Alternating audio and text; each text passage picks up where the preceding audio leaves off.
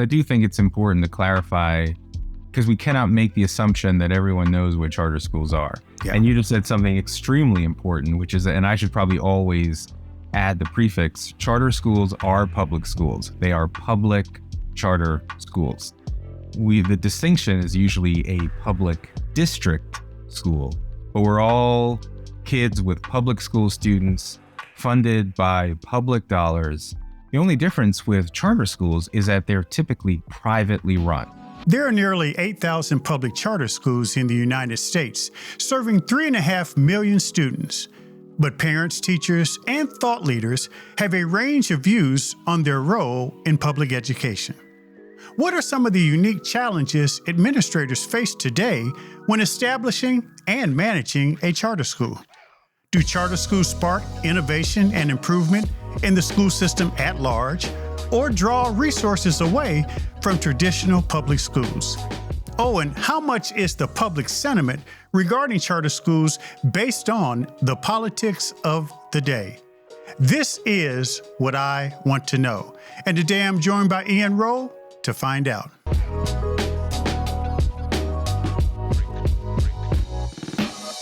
Ian Rowe is a senior fellow at the American Enterprise Institute, where he focuses on education and upward mobility, adoption, and family formation. He has held leadership positions at Teach for America, the Bill and Melinda Gates Foundation, the White House, and MTV, where he received 2 Emmy Awards for his work in public service. Ian was the founder and CEO of 2 different charter school networks in New York City, where he grew up. His mission in life is to help students of all backgrounds achieve their goals, and he explores this in his new book, Agency. Today, Ian is here to discuss the role charter schools play in the education system and how we can help all students succeed. Ian, welcome to the show. I am so excited to be here with the legendary Kevin E. Chavous. No, I'm really excited. Yeah, well, I mean, it's like that expression, you had me at a low, talking legendary, it's good stuff. So a lot to unpack. I want to talk about your new book. I want to talk about your work with charter schools, but I always like talking about the beginning because you are a New York City boy. Yes. From the very beginning. Which borough? Well, so from the very, very beginning, I was actually born in London to Jamaican parents. And when we moved to the United States, when I was 5, we moved to Wynona Street in Brooklyn. That was the beginning of my New York City life. We lived in Brooklyn for a few years, and then my parents moved on up to Queens. I was going to say Queens, but that area where in Brooklyn, I know that area. I mean, that's changed. It's Flatbush. Yeah, it's totally changed. With that background, folks from Jamaica, born in London, living in New York City, did you have any idea that your career trajectory would end up doing what it did? Because you've had a really, really interesting career path. Where did that all come from? Yeah, no, first of all, no, I would not have predicted many, many, many years ago that I'd be running schools and writing books and doing the things that I am doing. That said, when I was growing up, for my parents, education was everything. I'm a K to 12 New York City kid. All of my public schooling was in the city. And, to be completely honest, my parents were not that happy with what they saw was happening with other young Black men in Brooklyn and other parts of the city. And so so my existence was like, you go to school, you come home, you do your homework, you have dinner, you go to bed, you go to school, you come home, you do your homework. It was a very, very, very so education was like drummed into us as the common pathway. We weren't wealthy. Anything like that. We wasn't going to private school. There were programs in New York City, something called IG and SP. So SP stood for Special Progress. So I got into that track. I went to Brooklyn Tech High School. I did grades 7, 8, and 9 in 2 years. So I skipped a grade, entered high school. Wow. at 10th grade in Brooklyn Tech, which is one of the specialized high schools in the Yep. city. I started college at 16. And I was at Cornell College of Engineering. So education was always really, really important to me.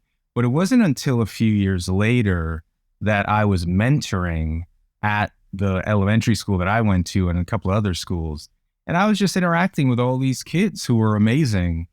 But because of accident, maybe of their zip code or their family structure, they were just not going to have the same opportunities that I had access to. You know what's interesting, Ian, hearing you talk, I'm struck by something you said. I make the same reference, and that is accident of birth, accident of zip code.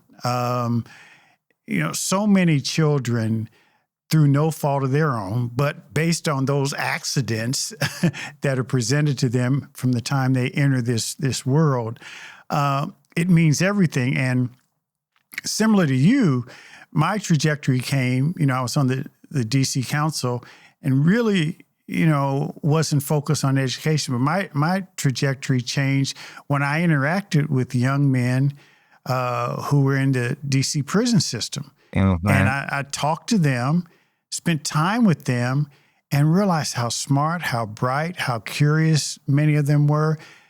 And then hearing their stories, that consistent strand was there. They did not necessarily have the support at home, and they certainly did not have the support of the school system that marginalized them and categorized them and stigmatized them in many ways. And I feel tremendously fortunate, like you, to have also had both parents at home sitting on me, making sure I did the right thing. But the question for you is,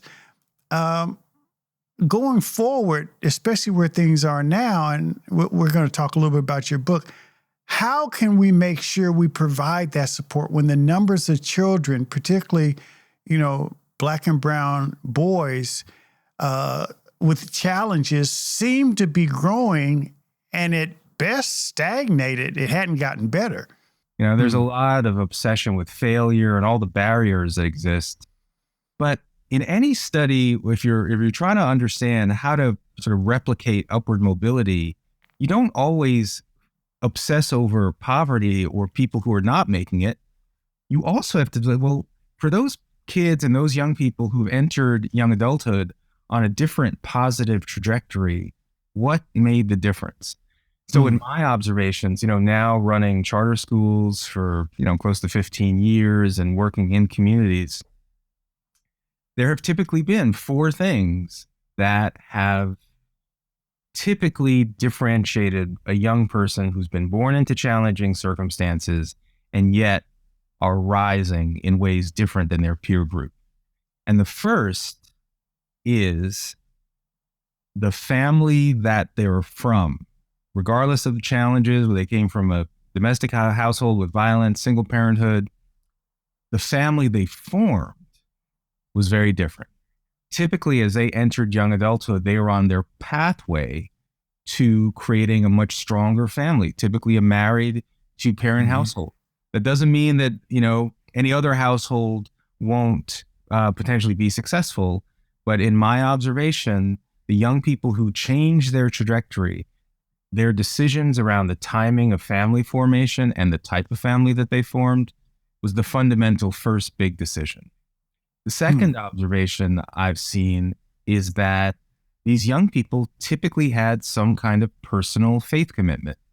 Didn't matter if they're Muslim, Christian, whatever. It's just that they lived by a moral code. They were part of a community that people that loved them, that respected them, that were there for them, that had their back, and they were part of these weekly rituals where they're seeing people almost like you had to live up to this new set of expectations of people that you are now part of.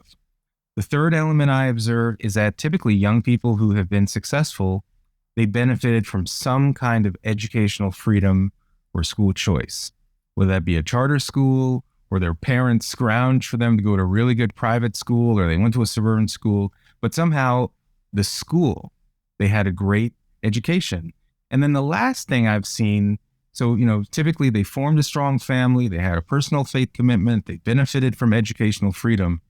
The last piece was that they usually had some kind of entrepreneurial mindset, that they were a problem solver in their own life, right? Yeah. And Yeah. it didn't necessarily mean that they had to start their own company, but they worked, but somehow they didn't feel they were so disempowered that they couldn't find a way for their own life. And no doubt, if they formed a strong family, had a personal faith commitment, and had benefited from a strong education, those three elements are probably what, undergirded this kind of entrepreneurial spirit. So that's why I spend so much time talking about how do you cultivate agency? How do you replicate these four forces in the lives of young people to change the trajectory that they're on? I hope you're enjoying this episode of What I Want to Know, one of the most downloaded K-12 education podcasts in the country. Make sure you don't miss any of these important topics. Subscribe to the show on Apple Podcasts, Spotify, or your favorite podcast or social media platform. And leave a rating and review so we can bring you more of the topics you want to hear about. Now back to the conversation. Now, a lot of this, obviously, you talk about in your book. What was the inspiration behind agency? What led you to go through that process? I've been there, having written a handful of books myself. But, there's always something that motivates you to say, I need to put pen to paper, and something beyond an op-ed. Oh, yeah. Yeah. So, what's interesting is, like many of us in the world of education, I run schools because I want our students to know that they can do hard things, right?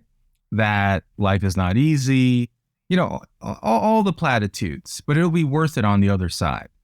And what I increasingly found as I've been running schools and just the larger narratives that are emerging in our country is that there are narratives right now that are telling young people, particularly if you're of a certain ethnic background or from an economic background, the message you're getting is not that you can do hard things, but all the things that you cannot do because of circumstance, right? And, I write about in the book what I call the blame the system narrative and the blame the victim narrative. And the blame the system narrative, and this is why I wrote the book, the blame the system narrative is very prevalent. And that's basically a view of the United States as this oppressive nation. Like, if you are of a certain skin color, if you're of a certain class, if you're of a certain gender, the system is rigged against you. Capitalism is evil, or there's a white supremacist lurking on every corner. You are basically at the mercy of these larger forces that are so powerful that you are powerless to overcome them. And obviously that's a message that robs you of any kind of agency or sense of self-determination. But on the other side, there's what I call blame the victim. And that's a ideology that says America is great. America is the land of opportunity. If you are unsuccessful, it's because you didn't pull yourself up by your own bootstraps. You didn't take advantage of the opportunity. And you and I both know if a 7-year-old kid is born into a struggling family without access to school choice, they're not part of a faith community, it's really hard for that kid to pull themselves up by their bootstraps. So these dual narratives of blame the system and blame the victim add up to a singular lie that is robbing our young people of the ability to see their own future, to be the architect of their own life. And so I felt I needed to not just shout in the rain, what's the empowering alternative? And that's why I decided to write Agency. What I know, I happen to be a Democrat, but I know that many of my Democratic colleagues, they rail against my support of school choice and of charter schools. And I always say to them, I am still the same person, and I care about our kids in the community like you do. And what are we doing to help all kids now, it is providing some options that otherwise wouldn't benefit them.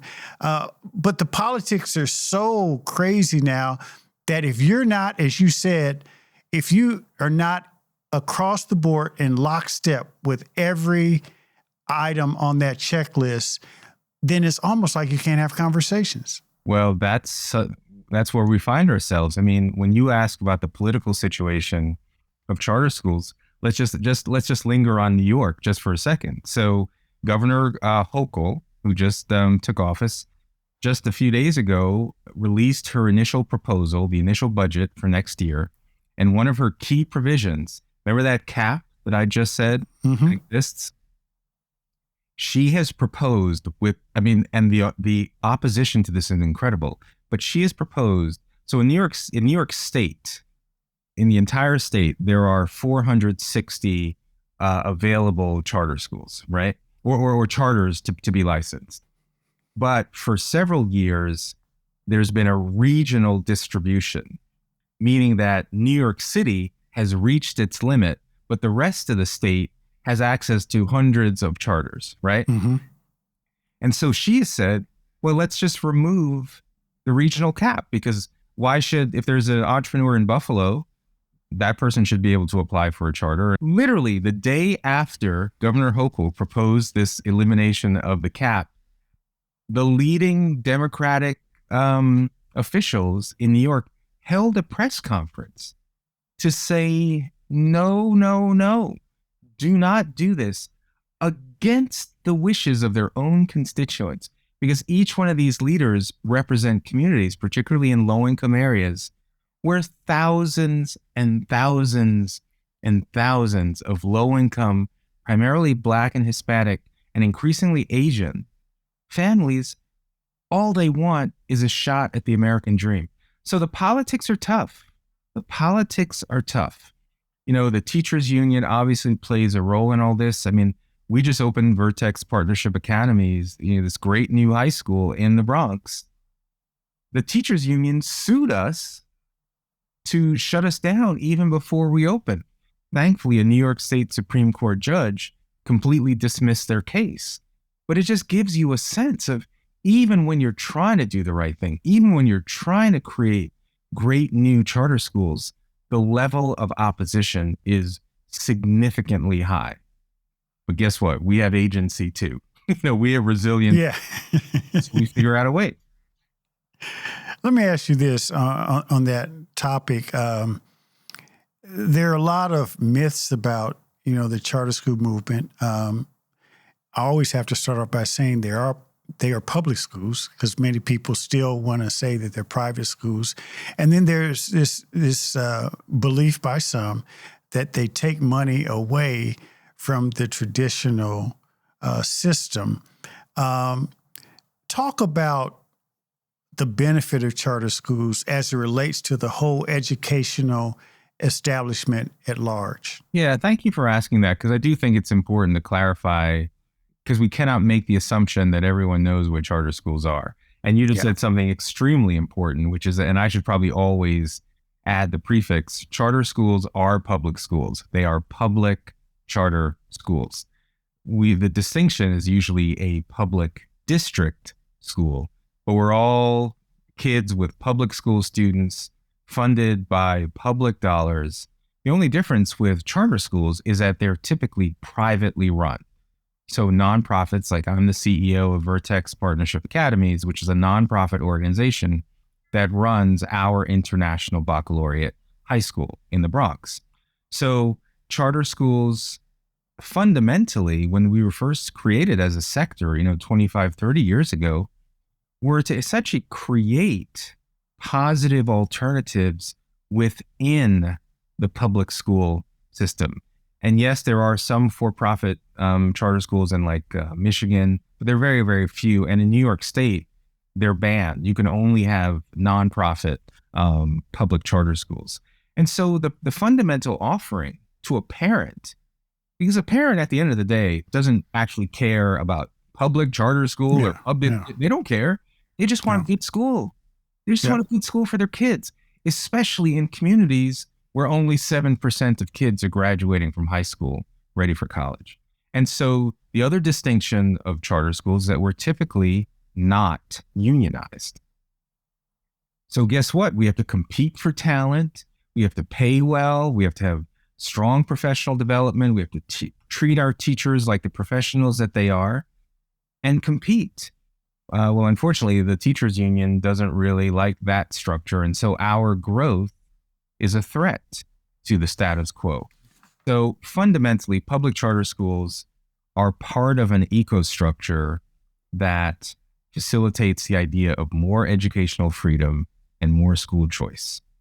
So, Ian, I have one last question, and it relates to that. When we think about the future of education, most education policy folks, educators, recognize that the future really centers around some form of personalized learning.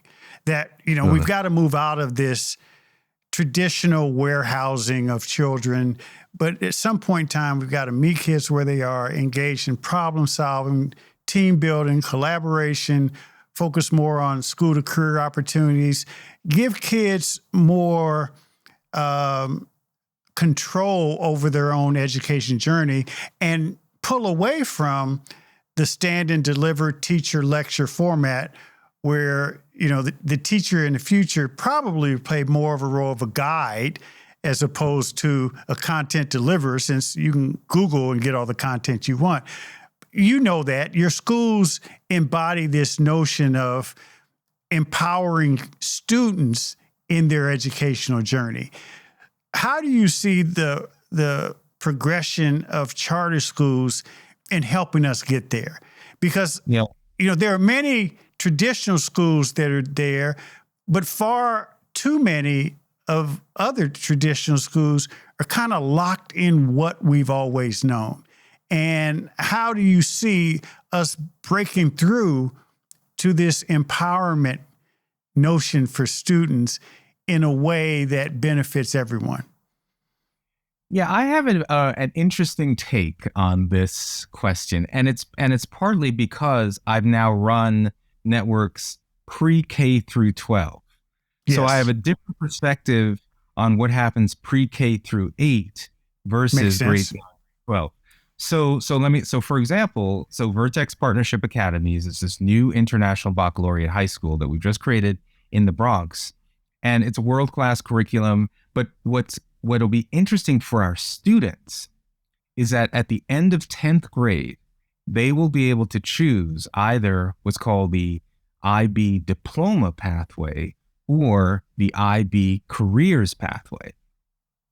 In the diploma pathway, that means your junior and senior year, very focused on a college ready pathway. Right. So you at the end of that, you will be able to thrive at any college or university in the world, because it's an international baccalaureate model. But if you choose the careers pathway, you'll still take rigorous classes, and you will have the opportunity to do apprenticeships in industry. So imagine 1 day a week during your junior and senior year, you could work in the computer science area at Google, or networking at Cisco, or studying phlebotomy with the Mayo Clinic at a New York City-based hospital, with the intent of you actually earning a credential with labor market value in a particular industry. So if at the end of high school, you want to go directly into the workplace, you have that option. So at the high school level, I fundamentally believe that the next frontier is more optionality, particularly with college and career pathway embedded in high school. So more optionality, more flexibility, to your point, more personalized decision-making about what path students want in high school. But you know what? In elementary and middle school, I have come to believe that there has to be a foundation that every kid learns. And I feel our elementary and middle schools have kind of drifted away from this idea of a common body of knowledge or a core body of knowledge. And so I think I would spend a lot more time in elementary and middle strengthening that foundation of literature, of science, things that everyone should know as the foundation for being able to create more flexibility at the high school. Yeah, and I absolutely agree with that. I think that makes a lot of sense. And one of those core knowledge areas of focus, as you know, in elementary and middle school is just reading. Because so many kids, if they don't get that, then this idea of taking ownership of your educational journey, it's just not going to happen. But yeah, I think that makes absolute sense. Ian Rowe, it's been a pleasure. Thank you so much for joining us on What I Want to Know. Kevin, this was outstanding. Thank you very much for having me on.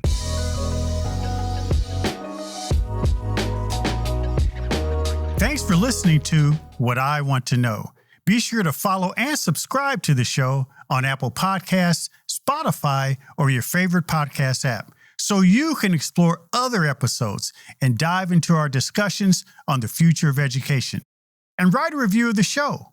I also encourage you to join the conversation and let me know what you want to know using hashtag WIWTK on social media. That's hashtag WIWTK. For more information on Stride and online education, visit stridelearning.com. I'm your host, Kevin P. Chavous. Thank you for joining What I Want to Know.